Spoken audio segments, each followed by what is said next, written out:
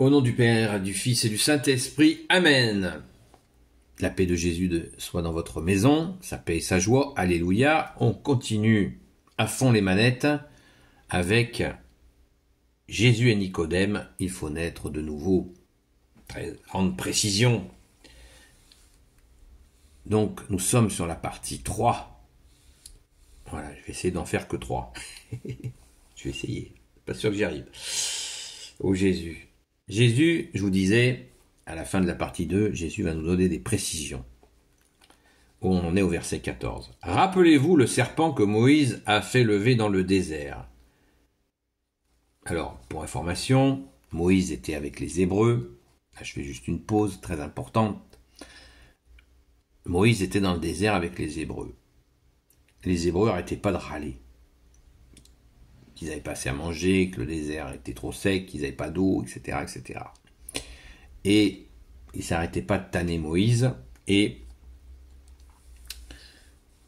ils commençaient à se lever à contester l'autorité de Moïse. Et là, le père de Jésus a envoyé une sanction sur eux, c'est-à-dire des serpents. Des serpents qui mordaient les gens et qui les faisaient mourir. Et Moïse, affecté de voir son peuple ainsi, a supplié le Père de Jésus, notre Père, que ça s'arrête.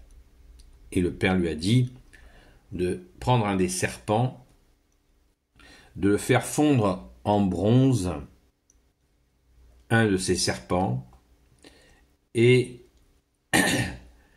de l'élever sur une croix. Moïse le fait, et tous les Hébreux qui regardaient ce serpent, élevé sur une croix, eh bien, étaient guéris.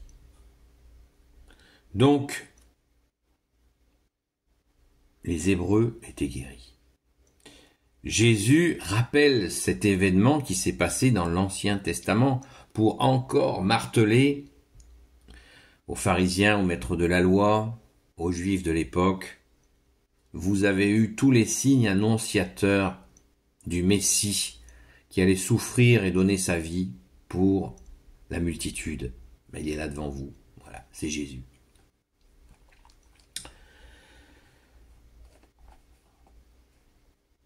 Et Jésus le dit très clairement. Il faut que le Fils de l'homme soit élevé de la même manière. Jésus prend le terme de Fils de l'homme, qui avait été, je vous l'ai rappelé hier, qui avait été annoncé par le prophète Daniel et Ézéchiel. Un Fils d'homme. C'est bien Jésus, le Fils de l'homme.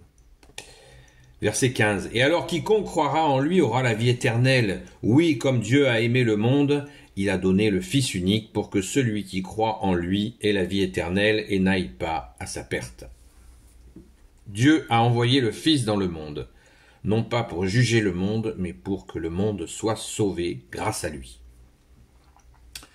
Pour celui qui croit en lui, il n'y a pas de jugement. Par contre, celui qui refuse de croire, c'est déjà condamné, puisqu'il n'a pas cru dans le nom du Fils unique de Dieu. Le jugement, c'est cela, même la lumière est venue dans le monde, et les hommes ont choisi les ténèbres plutôt que la lumière, car ils faisaient le mal. Celui qui fait le mal n'aime pas la lumière, et il ne vient pas à la lumière, car alors il deviendrait clair que ses œuvres sont mauvaises.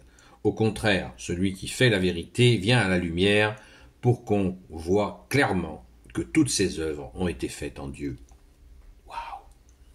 Waouh! Vous voyez?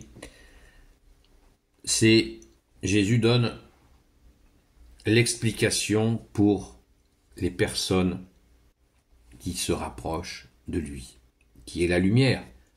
Jésus nous dit dans tous ces versets que je viens de lire qu'il est la lumière. Jésus est la lumière. Pour celui qui croit en lui, il n'y a pas de jugement, mais par contre, celui qui refuse de croire, c'est déjà condamné puisqu'il n'a pas cru dans le nom du Fils unique de Dieu.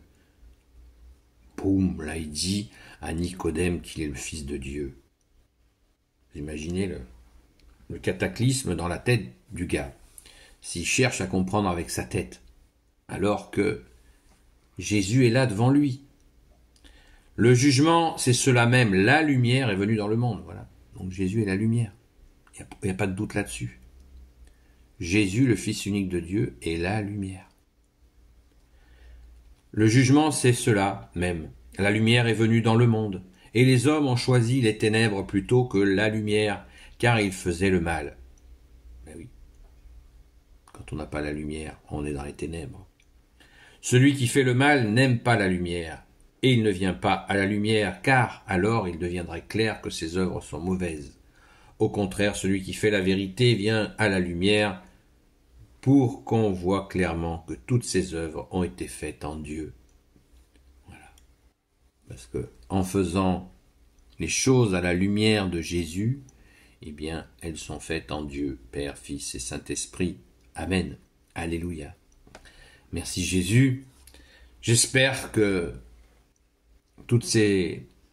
la parole de Jésus avant tout, ta parole bien-aimée, ta sainte présence, et que tu es bien sûr le seul enseignant, Jésus, pour éclairer nos cœurs sur cette compréhension de cette séquence de l'Évangile qui est extrêmement complexe et pourtant très simple, car si nous l'accueillons avec notre cœur, nous comprenons bien où est la vérité en Jésus, le Christ Jésus, uniquement.